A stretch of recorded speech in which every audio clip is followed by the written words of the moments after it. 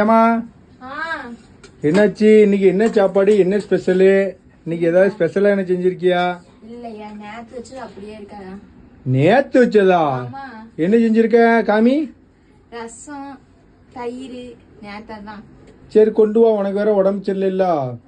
அங்க போட்டுமா? சரி போங்க, நான் கொண்டேன். இந்த ஒரு ரசத்தை என்னது ஐ வஞ்சிர மீன். ஐ இது என்ன மீன்? சோள மீன். சாப்பிட்டு பாருங்க, நல்லா இருக்கானு. சரியா? நல்லா திக்கா இருக்க குழம்பு பார்த்தாலே.